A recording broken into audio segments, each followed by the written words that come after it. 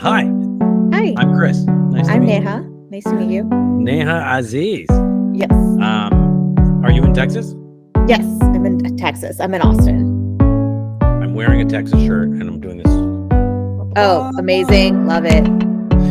Although I have no affiliation with Texas. Is that from a boutique? It is, but I didn't get it. My girlfriend was there for South by Southwest. Oh, okay. I used to work there. At South by Southwest, not at the boutique. I did used to work at a boutique on South Congress, which I think that's where your shirt is from. You recognize it? Yeah. Well, because it said Stag, and that's like a men's boutique on South Congress. So I'm assuming it's the same, but I could be very wrong. There's no way to know. There isn't. I don't really have any reason to go in there. So, I mean, like I went there like in February because I was with my friend, but like it's a pricey store, and I'm like, I don't have disposable income like that. So. Oh, really? I won't be going in there. Well, she didn't tell me that, so I don't know. Now I feel like I need to get her something nice because I didn't realize. So I was looking up your looking at your LinkedIn, and it says many things, right? Yes. It says film curator, podcaster, clearly, yes, writer, filmmaker, artistic director at Austin Asian American Film Festival. Yes. I'm sure there's other things in there because I was looking at your bio. You've done a lot of things. Yes. What if you're at a dinner party or you're at a cocktail party and you're chatting to someone and they say, "What do you do?" What's the answer? I usually am just like, I kind of do a lot of things. Like I freelance and like I do this, like I made a film, blah blah blah. Basically. Yeah. Like a lot of people in LA. Yeah, yes. Yeah. And I was just there. Well, not just there. I was there in early May. Doing what? What were you doing here? I had a film play at a festival. Which festival? It's well, it was Los Angeles Asian Pacific Film Festival, but it is now VC Film Fest. VC? Yes. Which means what? Which stands for what?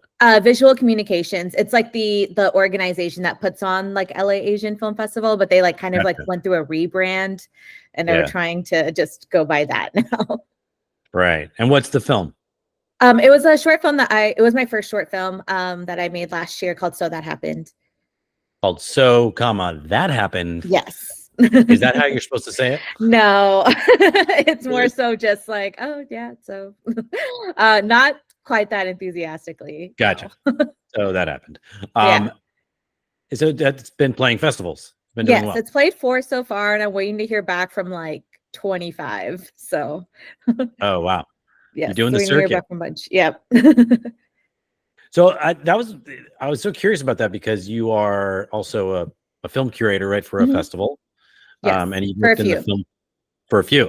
Oh, okay. So yeah, you've done that for many film festivals, and this is your first time being in the filmmaker role, right? Yes.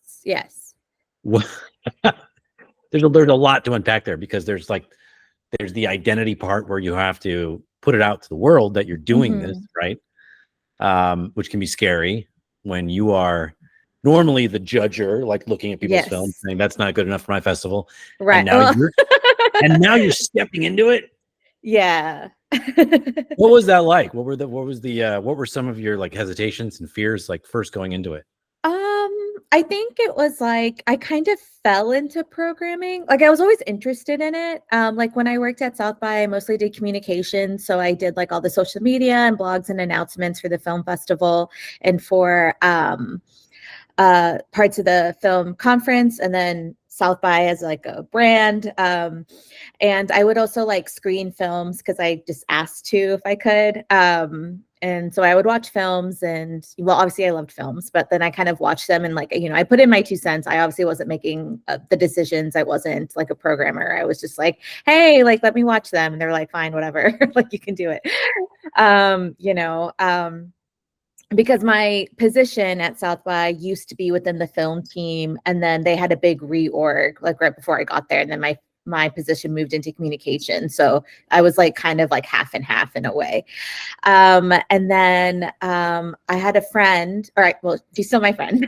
Nothing happened. Her name She worked full-time at Alamo Drafthouse. She worked at Austin Asian American Film Festival.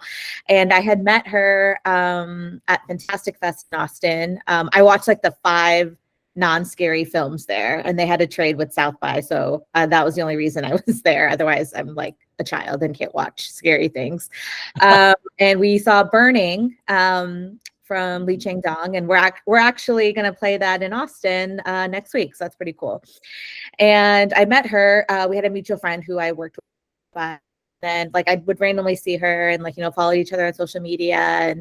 And then like in maybe early 2020, I want to say, or maybe late 2019, she texted me and was like, hey, we're looking for programmers for Austin Asian. Like, I think you have good taste. Would you be interested? And I'm like, well, yes, but I can't because I work full time at South by, so I can't like work at another festival. And then I got laid off because of COVID-19, as in many other people all around the world. And then I reached back out and I was like, hey, like I'm free. And so that's kind of how I started programming. Like I would like screen things, but like that was my first time actually like being a part of like the decisions, and then kind of like worked my way up to now being the artistic director. And I program films for the Cleveland International Film Festival.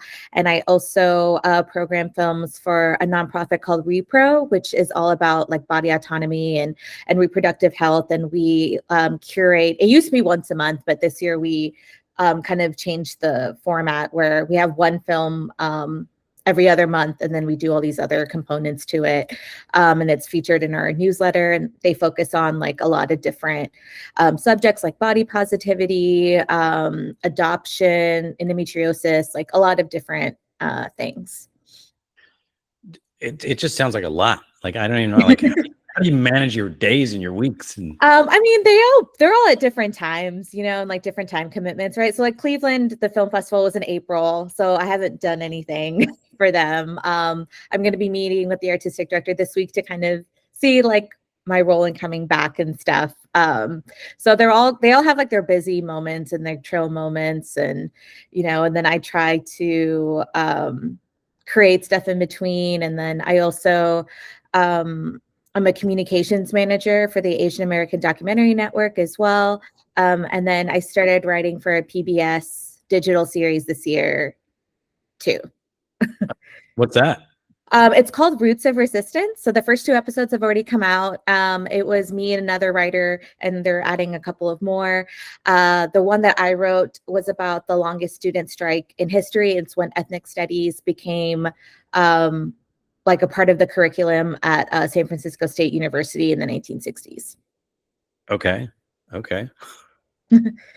And you have a podcast? I did. Yeah, it was a limited series, so it's done now. But I would like to do some more storytelling in that medium. Right. Was it a scripted, like a narrative podcast? No. Well, it was scripted, but it was nonfiction. So it was about the partition of India and the formation of Pakistan. I was born in Pakistan in 1990, and then I moved to the US when I was little. And it's basically how like Pakistan came to be, because not many people really know about it. And it's kind of crazy to think that a country has only been around for 75 years. It'll be 77 actually in 1 month. And it's, it was kind of reminiscent to the Trail of Tears that we had in the United States, where it was like a forced migration. A lot of people, were forced to leave their homes, a lot of violence, a lot of genocide, a lot of really awful things, that are present in a lot of wars and things like that. So like 1 to 2 million people died, 14 to 15 million people were displaced. And, my grandparents are survivors, right? Like were born in India. It's only my parents, myself and my sister who were born in Pakistan, because it didn't exist, up until 1947. And so I did a podcast, and it was the iHeartRadio network. And like, I wrote out the scripts, like I interviewed people and I had conversations with them, but it wasn't kind of like the standard, like we're having a conversation. It was like my own narration and like my personal story, like as I discovered a lot of things, because I was in the research for 2 years, and it was, pretty draining to like read all of these horrible things that happened. And then like, I interviewed relatives. I interviewed two brothers who were reunited after 76 years. They were separated at partition, and the way they found each other is truly insane. It was through YouTube. No And way. yeah, it was really Wow. weird. Like they and just kind of like word of mouth kind of thing, where it was like someone saw it, hey, this story sounds familiar. Could this be someone that you had lost? Because a lot of people were separated from their families, on the journey or what have you. And so like a lot of people are doing oral histories about partition, because like we don't really have museums or memorials, like they're not really anywhere. So a lot of these stories are like passed down from older generations, like through audio, through video, and so someone saw this and like they got connected, and one is in India and one is in Pakistan. And because of their tumultuous relationship, it's very difficult to get visas if you're from the other country to visit the other country. And they were able to meet only because of a visa-free crossing at a border, which you didn't need a visa for, because there was a Sikh temple there. And so that's where they met, because that was the only place they could like basically legally allowed to visit. They have since both visited each other, because this was like 2021, I think. But yeah, that, and like, you're subjected. Tell me again, they were separated for how long? 76 years. That is wild. Yes. Yeah, it is. They live very, very different lives. And like I said, they they met at this corridor where this like temple is, but like they could only visit each other as long as the visiting hours were open, right? And then they had to leave. So it was that I think was like I don't want to say my favorite. It's kind of weird to say you have like a favorite episode when like everything is like so insane that happens that we're talking about. But I think it's the one I'm impactful. I think the most impactful. And it just like it, a lot of work like had gone into it too. Like I had to, because neither brother speaks English, and I can speak Urdu and Hindi, but they mostly speak Gujarati, which is, Asia has so many different languages. And so I was like WhatsApping with one of their grandchildren to set up one of the interviews. Right. And then the other one was like a family friend. So it was a task for sure. Yeah. And brought together by YouTube. Finally, something good came out of YouTube. Right. Yeah. So what does that do? I mean, that sounds like it would be emotionally affecting, regardless of someone's, background, because it's just such a movement story.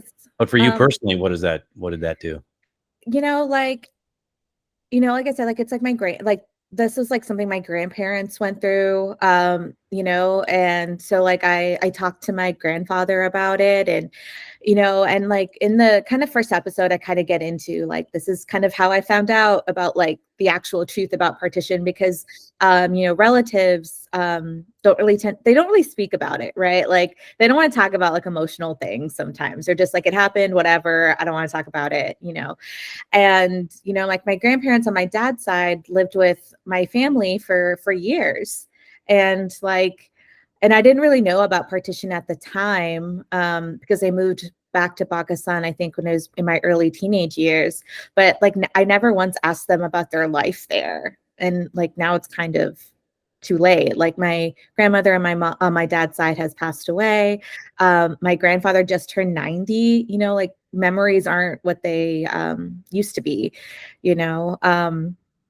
so in a way, it's kind of like an atonement in a way, but then also like in covering like history. And it's also like, there's no, and I say this like I feel like a lot, like there's no like timeline on like learning something or educating yourself, right? And so I think with this podcast was a learning experience for me, because I knew like the basic facts in ish, right? I didn't know like a lot of like deeper things and like a lot of the history, because it's not taught in school usually. I grew up in Arlington, which, I mean, Texas public education system is a whole nother situation that we don't have time for to discuss here. But it, like we talked about, like, oh, like, like there was independence, like, like they were freed from the British, and like Gandhi was there and whatever. And I'm like, and that's it. And it's just like, and Gandhi was there. Right. Yeah. And it's kind of insane, because I'm like, a new country was formed. That changes things geographically, that changes things politically, that changes things historically, and we don't learn about it in like world history. Like, that's wild to me. And it's like, there's plenty of other cases where like that's also true. And that's like really like, and that was kind of it. And so then when I went back to Pakistan for the first time since being born in 2017, I saw an exhibit at a mall, because the mall is kind of like the nightlife there, like it's open super late. And it was made by a filmmaker named Sharmeen Obaid Chinoy, who I don't know if you're familiar with, but she's having an amazing career. Like, she has 2 Oscars for documentary shorts. She just directed a documentary that opened at Tribeca about fashion designer Diane von Furstenberg. And she's also directing a new Star Wars film. So yeah, she's just, doing great. I know the name. I said the name of it. I know. Yeah, she's doing great. And she had made this, she's from Pakistan, and she made this exhibit for the 70th anniversary. And that's kind of where I really found out. I'm like, what is going on? Like, what is this? Like, and I was with my parents, and, we were at the food court afterwards, and I was just like, we're eating like KFC or something stupid. And I'm like, what is this? Like, tell me what's happening, So that's kind of like where this first like started. It's like, I knew like what partition was, and I knew like, like Pakistan used to be a part of India, but I didn't know like all these like what really went into it and the after effects. Like, it's something like, it's like, something that we talk about in the podcast with guests. It's like, it's not like, yes, it's history, but it's really like a living, breathing thing, that is still affecting like South Asians. Like, because I was born in Pakistan, I'm not really allowed to travel to India. So it's very, very difficult. And like, even though like I'm a US citizen, like I have a US passport, it still says where you're born on your passport. And I also have a very Muslim name. So Aziz is a very Muslim name. So it might be easier. Like, I haven't tried, but it is, they don't make it easy. Right. But all that to say, like, it's still a thing. It's still, like you said, it's living history. It's happening. Yes. Right. Yeah. It wasn't that long ago. Like, survivors are still here. Like, they're still fighting over land. Like, there's still like so many disputes. I mean, look at India and look at their prime minister. Like, they're basically calling for genocide for Muslims, and Pakistan isn't great either. I mean, I can't really think of any country off the top of my head where like, yes, like, their government is awesome, right? Maybe New Zealand, but like if I had to say, you had a moment during COVID where it was like, she's awesome. She's great. Like, I love her. Or whoever's running the Scandinavian countries, because they have like the why not? best quality of life rating. Yeah, they're doing something right. Yeah, right. So and I'm just like, what is? It's like most things, it's like 1 step forward, 2 steps back, right? Yeah. No matter where you are. Yeah. Well, so that really taps into your journalism background, right? Yeah. So like, I think so. I think that's kind of where my interest in like reporting or finding things that maybe people don't know about. And like, if like one person, I was always like in the camp, if like something I wrote like inspires someone to like go watch a film, or like listen to a band of like a concert review I did, or if or like picks up a book or something, like, then I'm like, this is important, this is like worth it, and that's obviously kind of trivial comparatively speaking to like in a huge like historical event, but it's also like, even things that are culturally specific, like they all have universal themes, right? Like, I'm sure everyone can relate to being lonely, or to being like to feelings of isolation, or feeling like they were bullied, or feeling incredibly helpless in a situation and out of control, right? So I'm like, you don't have to be, Indian, Pakistani, South Asian, what have you, to, I think to resonate like with this podcast. I think like, being a woman and listening to people's like women's stories of like what they had to survive, is people can like relate to that too. Is it exactly the same thing? No, but you can be like, oh yeah, like she described feeling like this, and I know what it's like to feel, feel like this, right? So I think that's always there's something about like the more specific you get, it doesn't make sense, but the more specific you get, the more it's universally felt. Yeah. And I feel like there's just this like thing where like if there's, especially like being in like programming and stuff, it's like people are like, oh, this is an Asian film. And I'm like, what does that mean? It has like Asian people in it. Like, that's like weird, because it's like, Call Me by Your Name is one of my favorite films, but I don't identify as a gay man. And I don't need to, to understand like feelings of like emotion and being connected to somebody and longing, like those things are universal. Like, you don't have to be like a part of any specific community to be like, yeah, like I know what it's like, to,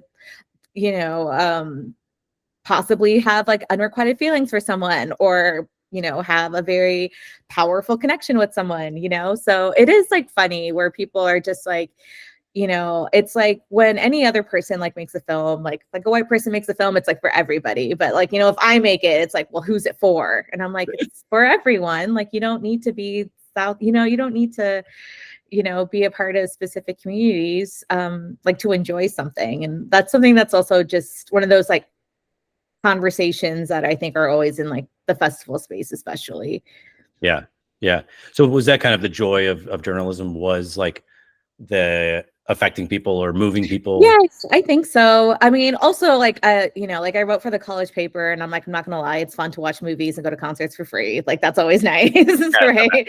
But it's also just like, a lot of the things I was writing about, I was also discovering myself. I'm like, oh, here's a band that's like local I didn't know about. Like, let me like look into it. And like, so it's also, it's just like everything I think is always done with the lens of discovery. I think with like, I feel like with like all the work I do, you go in like looking to discover something. Yeah. And it's like, like, it's like I knew about partition, but I didn't know like all like the nitty gritty details. And like, I knew ethnic studies, right, for that PBS show I wrote on, like I knew that's like something, but I didn't know like how it started, right? Like, I'm also like discovering it as I'm writing things, or with programming a festival, it's like, you have like some basics, right? Well, like what, like the audience, that's who you're programming for.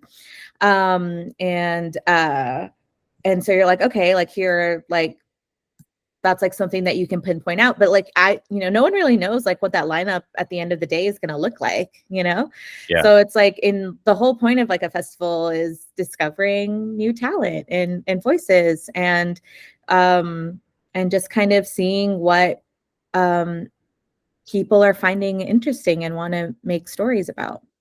Yeah.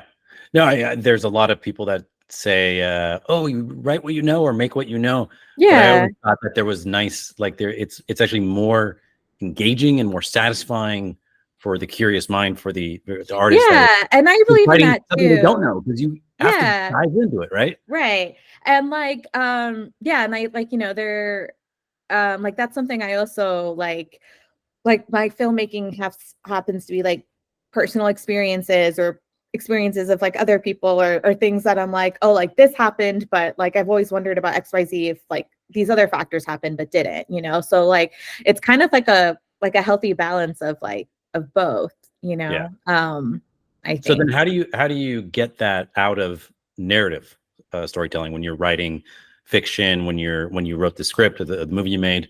How do you get that curiosity itch scratched? I think I was just kind of like, like the story of the short called So That Happened, like it kind of formed, during like lockdown, like during like scary COVID. Like I turned 30 that year in 2020 in August. And so like, that's just, That an is scary. age. Yeah, it's like that age in people's life where like, it's like growing up, it's like 30s, like scary and like you're old and like that's not true. But like all of these things and and then like we were isolated, right? Like there wasn't a vaccine. There and then so I was just like, and I live alone and I was unemployed, and especially during like those first few months, like we couldn't really see anyone. And then I think around this time people were doing like some social distance things, like we're gonna hang out in someone's yard and 3 feet away from everybody and like all these types of things. But like I was just like thinking of like my experiences, like dating experiences in my 20s and then like going into my 30s, and then just like like college, and just thinking of like, oh, like, well, like it's just like, oh, like, a lot of the people I talked to in college, like some of them I don't really talk to anymore, like, or like we keep up with each other on social media, but I don't like hang out with them, right? And like that's for a number of reasons. It could be like they, like they're in a different state, or they like all of these types of things. So I was like thinking about like the people that come in and out of your life, and like second chances. And it's just like, oh, like what if something more happened with a particular person, or what if like this happened? So that just all those kinds of thoughts. I'm also someone who has anxiety, so I'm like constantly overthinking all the time. So then I was just like thinking about all these different things, right? I was thinking about like, okay, I'm turning 30. I was like, this is what happened. It's like people that I was like, just like, like a yearning for human connection, because like we weren't allowed to, because of the pandemic, so it was just like kind of like all of these things. And then I'm like, okay, well, let me kind of think of a story where, someone comes back into someone's life. And like for me, like I went to UT Austin. I've been in Austin since 2009. So I've been here for 15 years. Like I was 19, I'm turning 34 in like 3 weeks, like those are very formative years in someone's life, like 19 to 34, right? And I felt like I really grew up like in Austin, like finding out different facets of myself, like, like experiencing different things, like, being away from like the suburbs and stuff like that. And and then like I never left, like I've stayed, but I've had friends who like stayed after graduation and then left, and then I had friends who left after graduation and then decide to move back to Austin, like to start a family, or like with their partner, or like a job opportunity, or or what have you. So I just kind of kept thinking, I'm like, well, I've always been here, but like what if someone who I knew moves back, and and they decide, like, in the film, like they're family friends who like haven't really seen each other in a long time, because they live in different places. And you know and it's like, and kind of like their mom, like the film opens up with like, well, it's my mom who's actually like the voice of like the mom character, like on the phone, where she's like, hey, like, like my parents do this. I don't know if your parents do this, but if like someone is like moving to the city that you're in, they're like, you need to take care of them. Like you need to show them around. Like they need, like, you need to help them out. And so that's kind of like how it starts. And she's kind of like, yeah, whatever, I guess. Like if he wants to text me, he can figure it out or whatever. And that's kind of like how things like happen. So like they meet up, and like they talk about what they're doing, like the past, just like all sorts of different things. And it's kind of a story that takes place mostly like in real time, like over the course of like one night is the bulk of the story. Yeah. Okay. I want to see it now. Oh yeah, I mean, I can send it to you for sure. Did you get to showcase any of the places in Austin that Yeah, you I frequent? did. Yes. So we actually shot in a restaurant that is walking distance from my house, which is nice. It's called Forward and Domestic. They were amazing. They were closed on Monday, so like we shot there. Really beautiful space. And then we shot guerrilla style on the street at 3 a.m. Good. So I that was love like that. whatever. Break the rules. Yeah, because we shot it in the summer, so we had to wait until it was like night, like true nighttime, you know. What was this last year? Yes, this was August of 2023. Yeah, Oh, so okay. yeah, Almost a year ago. yeah, almost a year. Yeah, and then we shot in one of our crew's houses. Like they, you know, it was a beautiful house. Like we shot interior and exterior there, and like the two people who lived there are, one of them was our first AC, and them and their roommate unfortunately had to leave, and so it was kind of in a way like a last like hurrah, like to have this kind of thing at the house. Yeah. So you graduated in 2015, right? I graduated in journalism 2013. So that was like when I truly graduated, because I went to school in 2009, and then but I went to a community college first from 2008 2009, and then I transferred to UT, and then I did a minor in film because I wanted to be like a critic and like culture reporter. Oh, okay. Yeah, okay. And so like I did like a minor in film, and you know, like after graduation, I was like I would love to go to grad school. I don't have any money. That's not going to work. So then I did a degree audit, and I only needed like 2 or 3 classes to get like my full film degree. So then I was like, I was already working full time. I had a full-time job in retail because I wasn't making enough money as a journalist. I was working at the Austin Chronicle at the time, and then also doing freelance pieces. And so I was like, well, I'm going to go back and like finish these classes. And that's kind of where I started like the production side of film, because everything else was mostly like analytical and critical and stuff. And this is where I took my first screenwriting class and producing class and like production class too, was there. Yeah. And so then I was there for like 3 semesters. Yeah. Like that gap between like when you directed your short that you directed last year and the last time you had directed something. Yeah, it was a long time ago. What was that like shaking off the rust? And it can be, you know, you don't get a lot of like at bats, right? You don't get a lot of like practice directing. You just like, it was production, weird. and then all of a sudden you're on set and everyone's asking you questions. Right? Yeah, it was really weird just because like in a lot of ways, I was like the least experienced person on set. Like I hadn't been on set that many times, but I think what made it slightly easier was like I had a really great team who I trusted, and like our crew was great. Like my producing team was great. I had gotten a grant from a company called Wavelength, and they give a grant to first-time female or non-binary people of color, and that came with like 1-year mentorship and $5,000. That kind of like spearheaded the whole thing. And like I was new to directing, but I wasn't new to storytelling because I had done the podcast. I had like, you know, had been writing journalism pieces. I had written scripts and things before. And like many people during COVID, like it was like people really found out like this is what I want to spend my time doing. I don't want to waste my time doing XYZ. Like this is my worth. This is what I want to do. Like, and that's kind of where I'm like, you know, I always knew I wanted to create my own things, but it kind of really wasn't until like, you know, like I was laid off and I had a lot of time where I'm like, okay, I'm going to really actively try to make an effort versus like working at my full-time job and then just kind of doing stuff when I can, which is also really hard, especially like if your job, like, you know, most jobs are incredibly tiring, right? Like you work in retail all day, like maybe you know, it's like what you're doing isn't hard, but it's hard work, right? Like you're dealing with people. Draining. Yeah, like you're dealing with people. You're talking creative to people. At the end of the day. Yeah, and you know, especially at South by, that did require me to be creative to a degree every single day, and it's like, is the next thing I want to do come home at like 7 and like want to write? Like, no. Like, you know, I have to start my day in 12 hours, you know? So I think like it was that I got lucky because I had like a mentorship. I had a great team.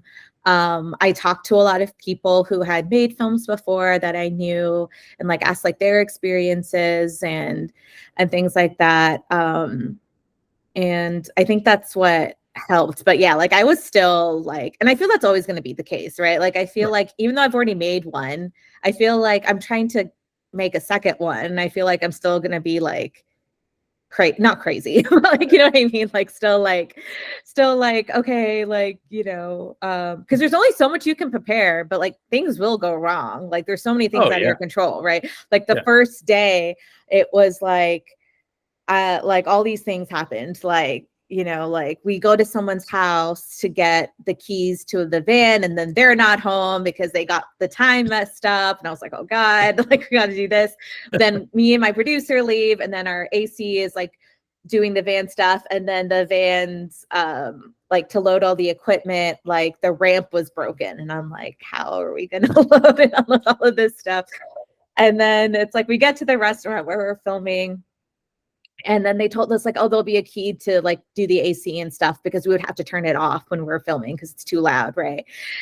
And then there was no key, and we're just like, what is going on? And the owner, they were like, oh, well, they can just turn it off on their phone. I'm like, they're gonna have to do that a lot, like all day, and I do not want to bug this person like that. And then something happened. I'm not sure what happened, but we figured it out, and I'm just like, oh, like I was like, cool. So I was like, we haven't even done anything yet. Like 5 things have gone wrong, right? And there's like our first AD, his name's Matt. Like he was taking all these like behind the scenes pictures on his like 35mm camera, and there's just like really funny picture where like myself and our 2 producers are just like looking up, like trying to figure out like how to make this noise stop. So, because then we're like, if we couldn't figure it out, then they would have to move, right? We'd have to move like where they would sit. And then I'm like, that changes every single shot in the film. So then it was just like, you're like, I had a plan, it's in my head. Yes. And now, it's like been written out. I've had the conversations, and now I'm just like, oh, cool. But it worked. That part at least worked out. So that was good. But all those like problems that on a film of this scale, they become your problem as director, because you're also a producer, right? It's also just like, I don't think I could, I can't really think of a situation where like something went wrong and then I tell someone else deal with it. I just don't think, I just like, no, like I want to know. Like, I want like, well, when you get your Star Wars movie, then you're going to have to. Sure. I'll have to do a lot of research for that one. So if that happens. What was the moment on that? Like on the, how many days shoot was it? It was 3 days. Yeah. 3 days. So what was the moment on that where you were like, oh yeah, I'm in the zone, where you're like, I feel like this is where I'm supposed to be. Like I'm directing now. Was there like a scene or a performance or a note you gave? Is always fun. Yeah, I think it was the last scene of the film, which was shot on the second day, I think. Yes, I think it was shot on the second day because we did all the interior scenes in the house on the second day, and then the last day was like exterior stuff. And it was like an intimate scene with these 2 people. And so, our actress, who was the main character, like, she is an actress, obviously, but like she had never been in a film before. This was her first film. And so like, there was like nerves there. I had the actors prepare a lot. Like we did like casting them, we did chemistry reads, we did all of that. They both lived in New York, so I made them do all of these things in New York together, and I made like mood boards for them, and like I'm like, y'all need to watch these films, separately, watch one of these together, and then talk about your characters. I did all this stuff, so like they knew each other pretty well, and like and I had known the actor who plays the Imran character, the male protagonist, before. And so I think there, because it was, the house was small. And so basically anyone who wasn't like essential was outside. So it was just like me, the actors, the camera crew, and like sound, and our AD. So it was like very small. It was like 5 or 6 people. And so it was like very intimate. And so then like, I remember like our sound recorder, their name's Drewski.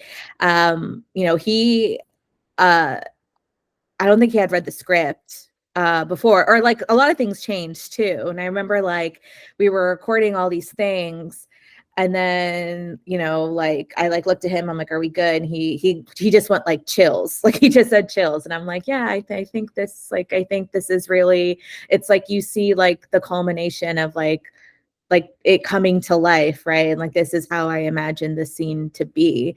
So I think it was like that. It's like the last scene of the film, I think. That's great. And when it's, it's like one of just the other crew members reacting to your work, right? Yeah, it's nice. Yeah. And it's just like also like, being at the second day, like, still like no expert, but at least like slightly more comfortable than I was the day before. Tough, right? And then I was like, hey, like, what do you think if we did this? So like, what if like, we did this, because there was, I wanted, when the credits rolled, I kind of wanted some sounds to play because I wanted, it ends ambiguously. And I'm like, I want the audience to decide like what they think happens between these two characters. So I was like, okay, like move up and off the couch, like take your keys out of your pocket, like, like put your phone down, like move this pillow. Like we had them like we recorded all these different sounds to kind of like, I guess, play with expectations a little bit, I guess. Yeah. That's cool. Was there anything that from that, like, other era of actually being in film school when you were in that production part that you remembered or that you tapped into when you were making this? I think it was just like, probably just like the collaborative nature of like making a film, because like I never really made films like on my own. Like everything was like a class like assignment, right? So then you were working like with your classmates and stuff, and it's like some people you knew better than others, just kind of depending on how things like shaped up. And like obviously there were people on set that I was like close to and were my friends who had been with me for a longer period of time, and there were people who were newer to me. And so I think it's just kind of like maintaining like safe environment, making sure everyone feels heard and respected, and just like, doing what you can to make it comfortable, because we shot in the summer in Austin. It was hot. It was during the strikes. It was like a lot of things, were happening. Like working on a film set is obviously really hard work. Working on a film set when it's like 100 degrees out is another thing, right? So I was just like so grateful that people decided to do this, If you want to get anyone like over their like illusion that filmmaking is glamorous, just invite them to come to a film set any day. Yes, exactly. I was just like, I'm just like, everyone's sweating. I was like, we need to make sure everyone's drinking water. I was like, there was one day where my cinematographer, I think like was just like really in it and he hadn't had any. And I'm like, you need Gatorade. Like we need to fix this like right now. And, but yeah, cause like, you're just like twice as exhausted. I like walk to the bus and wait like 3 minutes and I'm like, tired, so it's like manning a camera and like that same kind of weather, probably worse because it was in August because it's hotter, like I just have like such gratitude to anyone who worked on the film. People don't talk enough about the physical toll of, it's tiring, right? So like you did 3 days, imagine a feature 40 days maybe. Oh god.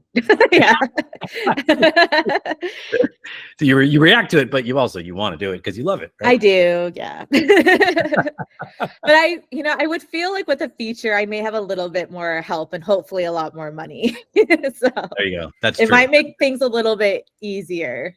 Help and money always they always help. Help make it easier. They do.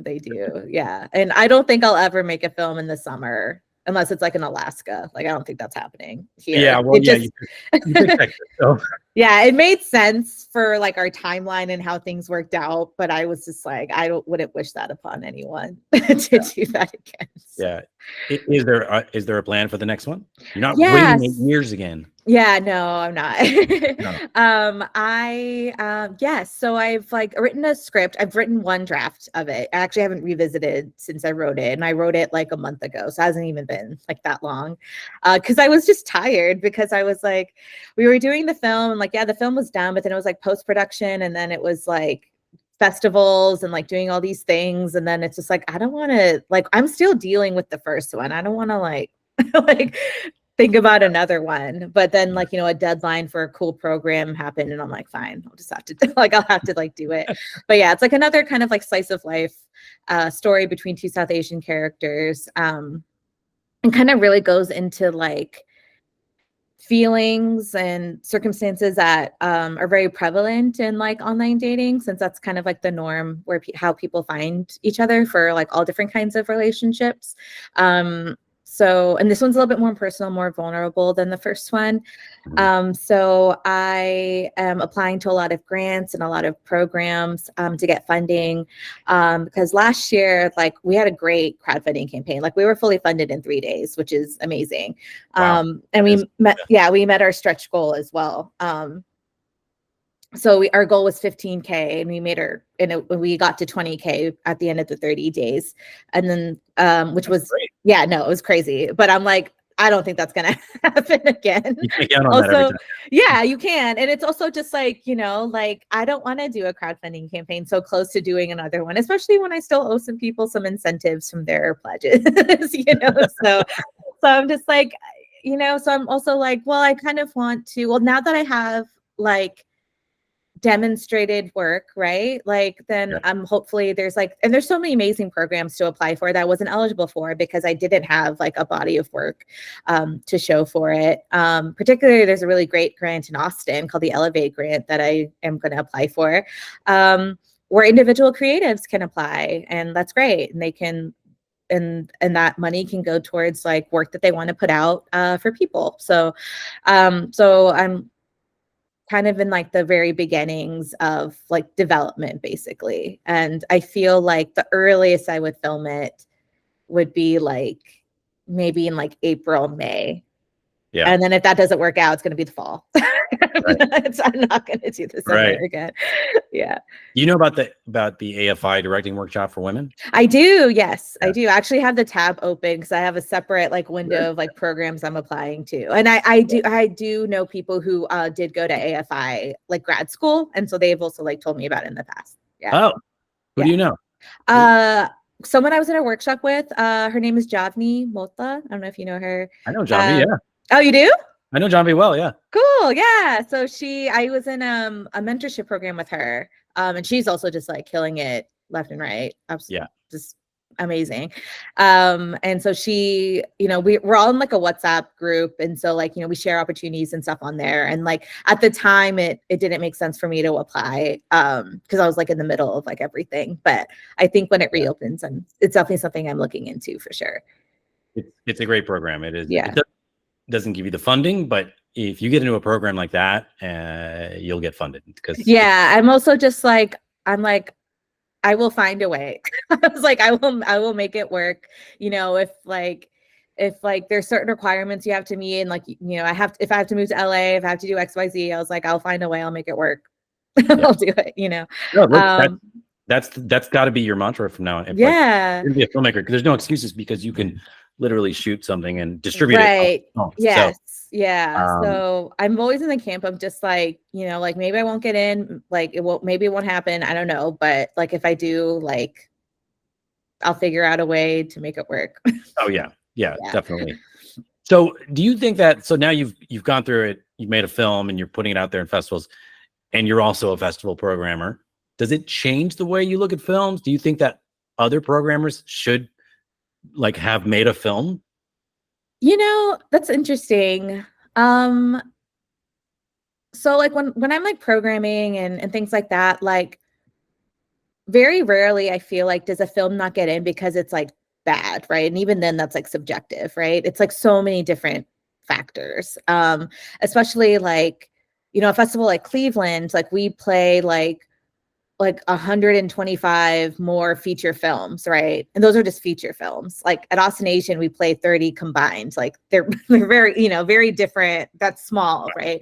Out of what, like thousands of submissions? Yes, right. Well, not for Austin Asian, it's more of a couple of hundred, because we're like, a regional festival. But yeah, Cleveland, yes, thousands of submissions.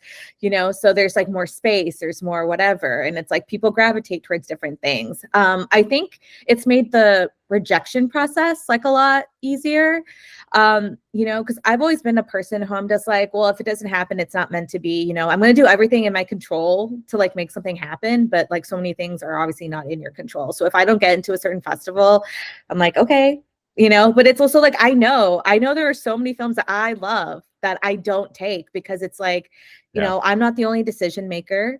you know, this isn't my dad's festival where I can just be like, yeah, we're going to do whatever I want, right? Like, it's like you're working with a team. Like each festival has its own identity and like audience and like things like that. So I think it's been helpful for sure that way.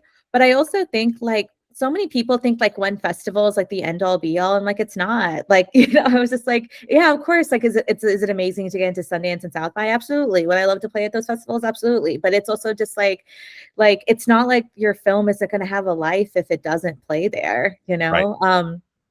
And it's also like for me, like festivals are great, you know, like I love them. Obviously, like I work for them, and I had volunteered at Sundance for 4 years before I started working at South by.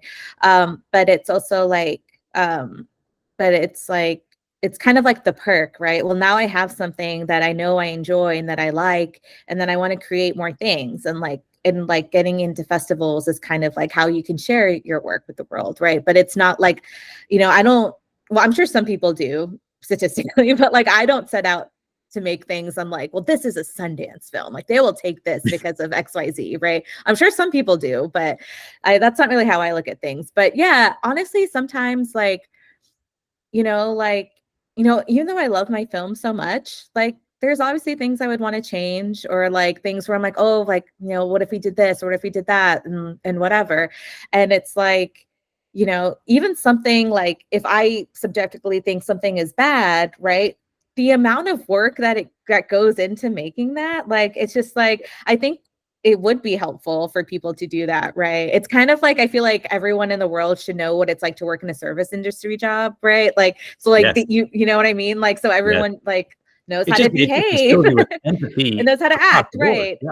Yeah, because like I think again, there's like this idea of just like, oh, like those are jobs for people who are like uneducated or like or like whatever. And I'm like, that's really not the case. I was just like, also, you know, like I was working in retail and I had 2 degrees. Like I was like, it doesn't matter. Like it's just like, Right. you know, and even if they are, who cares? Like, you know, it's still a job. Everyone still deserves like respect. Yes. You know, so I mean, I think it would be interesting for people to do that. But I think for me, I don't know if I've really like noticed.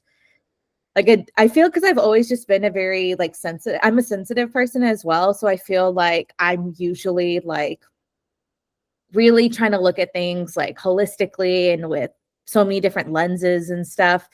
So I don't think like that aspect has necessarily changed with like how I look at things before I made a film and after. But I do think that, you know, it is interesting to have like both of those experiences, and like, you know, because like there are times where I'm like the filmmaker and I'm like, I need information from a festival or whatever, Yeah. or like, you know, but it's also like, I don't know. I feel like I'm talking in circles now, but I think it's just No. like, sorry, I'm like, I just I just think blabber like a lot. I think it would be so hard for me to do your job, your programming job, because I do know so many filmmakers. I've made some Yeah. shorts, and like there's the empathy part of like, oh my God, I know how hard it is. Yeah. And I also think, again, talking in circles, that you've taught me how to do is if something was just like, you know, like you said, bad is subjective, but sometimes things are Yeah. just bad. Right. And then you can easily go, well, there's no excuse for that, right? Right. Yeah. And I think it can make you look at things after like, you've made a film. yeah, and it can make you look at things a little bit more critically and just be like, okay, you know, so I think that's, you know, I think that's also helpful, but it's, you know, like you know, I submitted my film to South by. It was a really big decision for me. You know, like I was like, well, I used to work there. It's like, Mhm. you know, like there was a lot of feelings there. And one of my good friends is like the lead shorts programmer there. And she had to call me and she told me like, hey, like, you know, we're sorry, like the film didn't get in. And I'm like, that's okay. Like I was just like, I know how hard that job is, you know, and like, yeah, like I think like any kind of like not like negative feelings, but any kind of like feelings I had about it were so much more about like the time I spent at the like working there, because that's obviously very different, like right, working there and attending there, like those are 2 very different things, right? Yeah. So I was just like, and it was a very long thought process for me to even submit there. And I was just like, that's okay. I was just like, I know how hard it is, you know? Yeah. And it's just like, there's like, like possibly my chances were a little bit better only because like they have a Texas shorts section, right? And I like made it in Texas, but even then, like I think they only had like 8 films or something. Like, you know what I mean? Like, so, and it's like I'm just kind of like it'll find its place, you know. Well, it does. You know, I talk to a lot of filmmakers, and they think like, oh, if you know a programmer at Sundance or South by or something, you have a much better shot, or you're in. But it's, absolutely, you know everyone, and it's just that there is legitimacy to the selection process, right? Yeah, no, of course. Like, yeah, like maybe like they'll be like, oh, like this person's an alum. Like maybe they'll note that, but it's not like, no, there's like even with Austin Asian, right? Like I obviously know a lot of Asian filmmakers and I had to send a lot of those same things. Like I texted them or called them or emailed them personally, be like, hey, like this is like what's going on, you know, like, cause I think we had almost like 500, I think, short submissions, and we only could take 19. And that was really pushing it. Like, and that's because we played 3 in front of features, you know? And so like, I also had to text a lot of my friends and call a lot of my friends and be like, hey, like, I'm sorry. Also, like what made it even like more intense was, some of those films that were rejected from my festival, played in the same block as me for a festival I was playing at. So I was just, and we had the notification date was the date of the day that we were showing. And I was just like, 4 of these people have submitted films to my festival and not one of them is playing. That's so weird. It is weird, but I think it's like, and it's just like, I was like, that's uncomfortable. I don't like that. But I was just like, but this is what it is. This is what I have to do. So it's just like, and it's like, I think if you come at anything with like compassion and you're like, you know, and it's like, again, like none of these films were like, I didn't think they were bad. There were things I really loved and I really liked, but I'm like, like around 15 really spots, and like you're working with like, like I am the artistic director, but there's like 2 short programmers and like we're working together to like figure things out, and so I had to send emails to all of them before and I think one of them, because I kind of knew who they were beforehand, like we had talked about it, but I think others realized like after the fact, like, oh, you're that person who made this film, and then but I mean, it's like, it is what it is, and that's how they were thinking. Well, not like you're that, like, well, maybe there was, I don't know. I was just like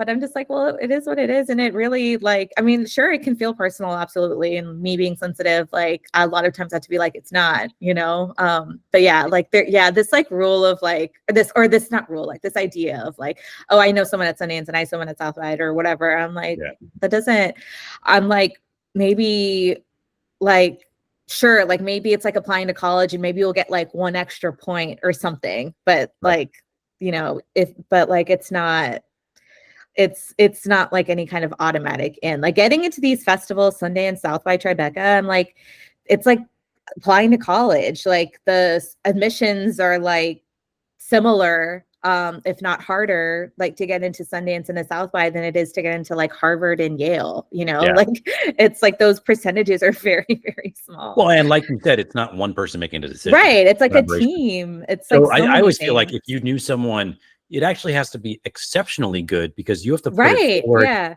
with the rest of the team knowing that you know that person. Right. Yeah. And it's like, Sundance has all of those development programs. And I think people also think that if you went through a development program, that whatever project is also going to end up in the festival. But, someone I know personally was in one of those and her film didn't get in, and that is like a crazy thing to think about. But it's also like, it's not even that is like a guarantee. Right. Yeah. Like, so it's just like, it's like, in fact, it's like you said, like they're probably gonna like rate it a lot more harshly because you've had these experiences, that other people didn't, but yeah, I think when it comes to programming, it's really just like, it's really having like compassion. It's really just like looking at things from like so many different perspectives, Yeah.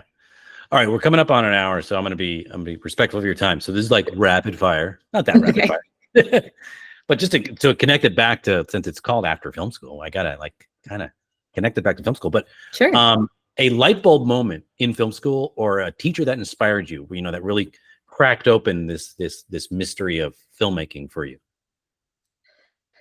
It's a good question. I think I would say, Or a movie that you saw that where you're like, oh. Oh, okay. Okay, so I feel like I have like two answers. So, so when it came to like an instructor, there was an instructor who was my I had for a producing class and then advanced producing. His name is Micah Barber. He was also like a very good screenwriter. He had advanced like to the semifinals, I believe, for the Nickel Fellowship. Also on an episode of Property Brothers, which is just really cool. Random. I was just like, we were in class and I'm like in my 20s, right? And everyone's like 19. And then he's like, who are these people? And I'm like, oh my God, they're the Property Brothers. Everyone's like, what the fuck? Like, what is that? But yeah, because they did a season in Austin. But yeah, like I think he's always just been like a teacher who I feel like I learned a lot from. And we'll see, like, because we keep up with each other on social media, and I see them, there's a lot of festivals in Austin, a lot of film events in Austin, so I see them, and I feel like I felt like very comfortable in like that class, because I felt like everything that I was learning was making sense. I felt like I was like, there were things that were like not only applicable to like making a film, but I feel like to life. And then they're always the best classes. Yeah, exactly. And I think for a film, ooh, that's a good one. I want to say, this might be a cliche answer, but I feel like it took several times for me to be like, okay, was Citizen Kane. Like the first time I watched it, I was 17 and I'm like, whatever, like, but I'm like, yes, it looks amazing, whatever. But then I think like in college, I think it was possibly like the 6th or 7th time where I'm like, all right, I get it. Like I was like, I understand. So I'm sure you there's have to give it 6 chances to really stick. So I'm sure there were other, because they teach it in every class, and you like just dissect it like layer by layer in different ones, just depending on what the class was. I'm sure there's like one that was like probably a better answer, but that's the one that like came to mind. So I'm like, okay, after like 6 or 7 views, I'm like, you can never go wrong with Citizen Kane as far as like studying the craft. Yeah. A person or the moment, a moment that now you can look back on, and that was like kind of what started your career. It's usually at the time you don't know it, but yeah, well, I think it probably was like interning at the Austin Chronicle, which is like our alternate weekly newspaper here. I started that like maybe like 2 or 3 months before graduation from college. And that's kind of where I first got to like write. I mean, I wrote like film pieces for like the college newspaper, but like, I think like at the Chronicle, I think it's really where like it was like went to like a deeper level. And I also got paid, which was nice, right? For like, yeah. Well, actually I did get paid at the Daily Texan too. I forgot about that, but it's a different range. And but it was just like, I think like one of the first things was like in 2014, that was my first year volunteering at the Sundance Film Festival. And even then it was like just like a really crazy thing that happened. Like I applied to be a volunteer, which is actually very competitive, and I didn't get it because I was like, the housing there is insane. Like, y'all have to give me housing. And then they're like, yeah, no, whatever. And so then someone wasn't able to make it. And then like, I think a week or like 5 days before Sundance started, they're like, hey, you have a spot, like, do you want to come? And I'm like, yeah. And so then like the arts and culture editor at the time, her name was Monica. And I was like, hey, like I'm going to Sundance. Can I review some films there? And I think that's kind of really what like opened the door to me like covering South by, because I was the only because I was still an intern. I may have been writing pieces I was getting paid for, but I was still an intern. And like, I was the only person who got to cover South by in 2014. And then it's just like crazy. It really is crazy how things work out. Cause like, I like was a critic, right? And then like, I worked at South by, I got denied being an intern there twice, which is really funny. Then ultimately ended up working there. So really is funny That's how right. You things skipped work. Yeah. intern and went right to Yeah, how things work. You know, and I think that like gave me a little bit of like a bounce in my step. I'm like, okay, now I feel like more comfortable like doing things. And I'm like, what about this idea? Let me try to do this, or like, you know, so I think like then it's just like that having that experience, I think just like kind of opened up a whole new kind of world, even though I'm not really in like the criticism space anymore. It like I feel like that's kind of like where it all started. Yeah. You have an interesting background because, you know, you're a filmmaker. We've decided that. We know that. But most film festival programmers, at least that I know, their background is not filmmaker, and most critics are not filmmakers. No. Right? Very, very few go into filmmaking. Right. And you've done both, and you're in it, which is also very dangerous, right? Because you've probably trashed some colleagues' films that you're going to work with, right? Yeah. Have you ever had a moment where you've encountered someone? Yeah. Well, it's like I feel like kind of like I don't think I've ever like even in like negative reviews, they're like obviously they will never say like this is garbage. That's like not true. That means you're not looking at things critically or looking at things like, you know, also it's also important to acknowledge that even though something is not for you, that doesn't mean it's bad.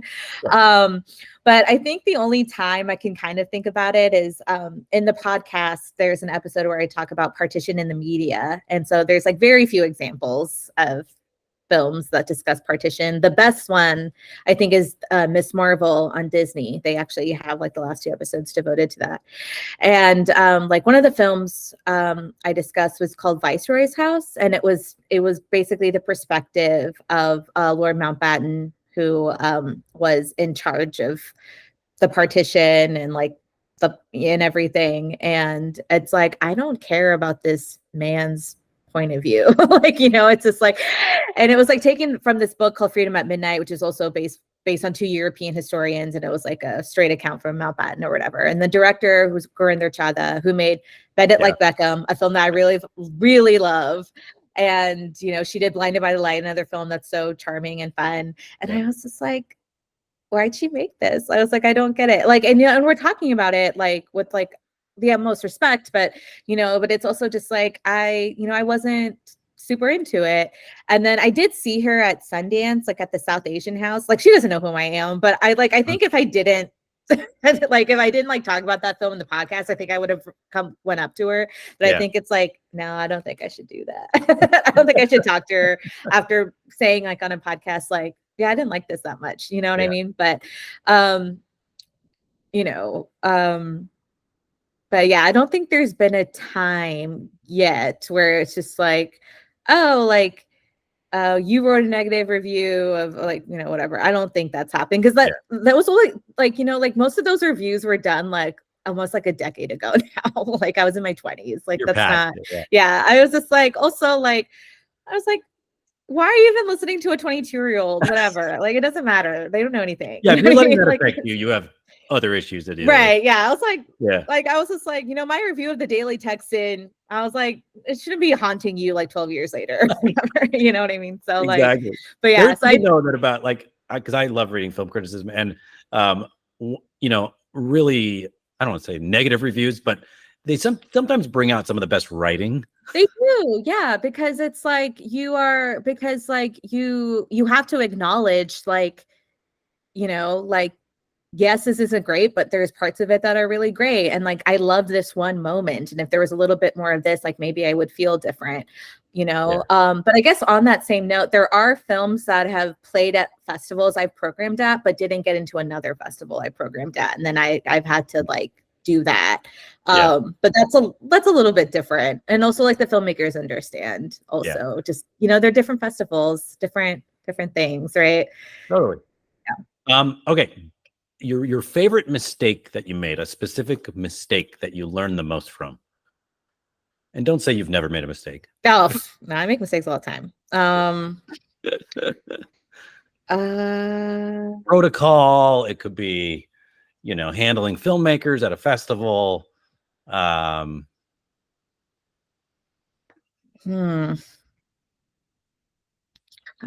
on this most recent film you made. Something that you learned from? Okay. Well, this like seems really silly, but it's important. Like we did not get enough food. So like That is we so were just important. like, yeah, I was just like, we have food. Like we like, you know, the executive director at Austin Asian has a Costco membership. I'm like, cool. I was like, we're getting things at Costco. And then like, you know, so like, you know, like we ordered like meals also, but then like snacks, I'm like, now we need to get more. Like, cause I was just like, you never know. I was just like, we didn't have enough and we had to go get more, you know? So I think like, is like we did not budget enough money for food. It's probably the thing where I'm just like, we need to like up that by like several $100s the next time I make a movie. Yeah, it's so important, especially on smaller films when nobody's making a lot of money or any money. Sometimes feed everybody really well. Right, exactly. So like, yeah, like the food, like, you know, the meals we got were really great, but and like the snacks were really great too. Like I love snacks, but I was just like, yeah, we like there were 60 of these and now there's 3 and there's still like 2 days left. We need to remedy this right away. Yeah. And so then this leads to the question of I see Remy on top of your book. Yes. I mean, the food goes right to that. Why Remy? So I love Ratatouille. It's like one of my favorite movies. Like, you know, Josh O'Connor, I know he mentioned that several times, and it's really nice when men understand the important things, like how great Ratatouille is. And it's just like it's a film I really love. And it, you know, it has a great message, right? Like anyone can cook, right? Like this type of thing. Also, like, I had a friend actually get that for me. And so like she ran, I think like a race, like I don't know if it was a marathon or half marathon, like at Disneyland or Disney World or something. And like she knew how much I love Ratatouille, and she got like a few of her close friends, and so she got this one for me. And it's actually it won't work now because of the shirt I'm wearing, but there is like a magnet where like you can put it under your shirt and it'll like stick to your shoulder. That's so cool. It's really cute. Yeah, it's really cute. But yeah, I think it's just like nice, right? Like this is like a rat who's like making food, and it's just like, which is like it's a great metaphor for any kind of artist, right? Right, exactly. And an that's like something that I really like. And it's also just like, you know, like I made my first film when I was 33. I actually shot it right after, like the day after my birthday. Like the day of my birthday, we were doing like wardrobe fittings and like tech stuff. And, you know, and like there's so many people I know who are like my age, who are older than me, you know, who are just like, oh, like I want to do this and I want to make a film and I want to do this. And I'm like, you can. I'm like, you're not dead. I was like, if you're dead, like then no. But I was just like, you know, like it's just like anyone can make art, right? It's just like you just have to like do it, you know? And for me, like that's also something I think about. Like, you know, the catalyst, I knew I wanted to make this film, but what like really pushed me is because I got a grant that I was like, oh, I need to make it in 2023. Like that's a rule that they have, you know? So, and that's something as a journalist is really important to me. That's also stuck with me is it's like, I'm very deadline driven, right? Like, it's a little bit harder for me to like work on something without like a deadline. Like I'm not incredibly disciplined in that way, but if something's due like August 1st, I'm like, all right, like I need to get like down to this and stuff. And it can't be a self-imposed deadline. It has to be a real deadline. I mean, I have those and like, you know, very mixed results on that front. But yeah, I think it's just like everyone thinks like, you know, if you didn't do it by an X amount of age, it's like not going to happen. And I'm just like, Ava DuVernay didn't pick up a camera, I don't think, until her like late 30s or 40s. I was just like, you know, I was like, Ridley Scott is like, I don't even know, like 110. I don't know. He's still making movies. Like I was like Clint Eastwood. He started very late also. Yeah, I was like, they're still making movies. Debatable if they should still be, you know, but like Clint Eastwood especially, but like I will see Gladiator too, you know, Paul Mescal, absolutely. But you know, but I was like, you can do like anything you want. It was just like, it's like if you don't make a film like when you're 25, like that doesn't mean you're not ever going to, you know. And I had that, you know, mentality for a long time, and I still kind of feel that way, right? Because like, you know, it's so easy to compare yourself to people, right? When you see someone who like gets into Sundance and like wins an award or like XYZ, and it's and they're like younger than you or whatever the case may be, like, you know, that stuff has an impact. But it's also just like, well, things are different. I was like, you don't know their life. I was just like, Right. you know what I mean? So it's just Right. like, it's just like, I mean, that's obviously easier said than done, but it's like, you know, like, it's just kind of like you do you, man. Like, you know, and it's just like, I mean, comparison is the worst thing you can do. it is, and it's very hard to ignore. And like, again, that's still something I'm constantly struggling with. You know, but yeah, but yes, I do love Remy. We meant to bring it and have it on set, but I forgot. We did have googly eyes on set though, which was fun. Oh, I love Google. Wait, I got my googly eyes. Oh, fun, amazing, love it. I got to interview the Daniels, so I put this on my mug. Yeah, well, yeah. So we did for Austin Asian, like we work with A24 to do a couple of advanced screenings for things, and we did some for Everything Everywhere, and they gave us a bunch of googly eyes, and so then I just had them on set. I was just like, have them, whatever, and then one of our second AC put them on the slate, which is really cute. That we had, yeah.